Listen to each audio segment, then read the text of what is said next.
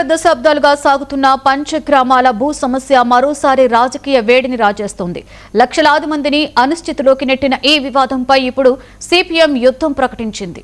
పన్నులు కడుతున్నప్పటికీ పట్టాలు లేవని, సుమారుగా 2 లక్షల మంది జీవితం ప్రశ్నార్థకంగా మారిందని సిపిఎం ఆరోపిస్తోంది. ఎన్నికల సమయంలోనే ప్రజలు గుర్తొస్తారని మండిపడ్డారు.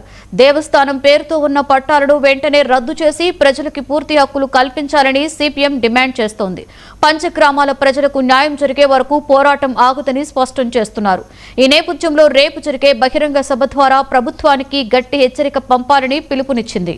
ప్రధానమంత్రి నరేంద్ర మోడీ గారు నిన్న హైదరాబాద్లో మాట్లాడుతూ ఇవాళ ప్రజలందరూ కూడా పెట్రోలు, డీజిలు, ఎరువులు అన్నీ కూడా వాడకం తగ్గించాలి, వర్క్ ఫ్రమ్ హోమ్ చేయాలి, కోవిడ్ టైంలో ఎట్లయితే ఉండాలో ఆ పద్ధతుల్లో మీరు మారాలని చెప్తా ఉన్నాడంటే ఈ ప్రభుత్వం యొక్క డొల్లతనం అనేది స్పష్టంగా అర్థమవుతుంది. మొన్న 5 రాష్ట్రాల అసెంబ్లీ ఎన్నికలు జరిగేంత వరకు మీరు బ్రహ్మాండంగా దేశమంతా అభివృద్ధి చెందుతూ ఉంది, అమెరికాతో పోటీ పడుతూ ఉన్నాం, చైనాతో పోటీ పడుతూ ఉన్నాం, ప్రపంచమంతా మన వైపే చూస్తూ ఉంది, 3rd లార్జెస్ట్ ఎకానమీ మనదని చెప్పి మీరు ప్రచారం చేసుకొని ఎన్నికలు అయిన మరుసటి రోజే ఫలితాలు వచ్చిన తర్వాత ఇవాళ మొత్తం మాట మార్చి మీరు ఈరోజు ఈ ధర్మోపన్యాసం ఇస్తూ ఉన్నారు.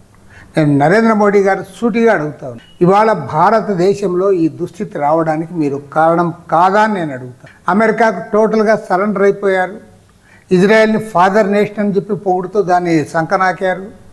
తీరా ఇవాళ జరుగుతున్నది ఏంటి? ఇవాళ ఆ రోజు వారు అమెరికా వారు మీరు ఇరాన్తో ఆయిల్ కొనొద్దంటే ఓకే అన్నారు, రష్యాతో ఆయిల్ కొనొద్దంటే ఓకే అన్నారు.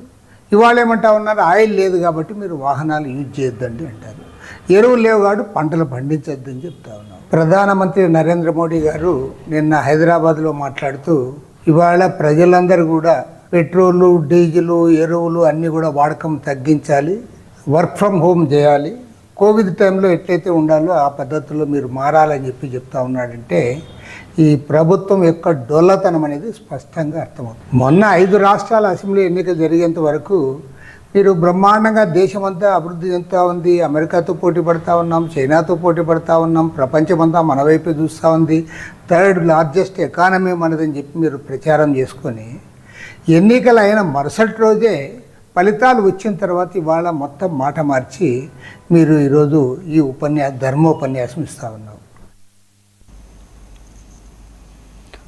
నెల్లూరు జిల్లాలో ఈ నెల 27, 28, 29వ తేదీలలో అత్యంత వేడుకగా మహానాడు కార్యక్రమాన్ని నిర్వహించనున్నారు.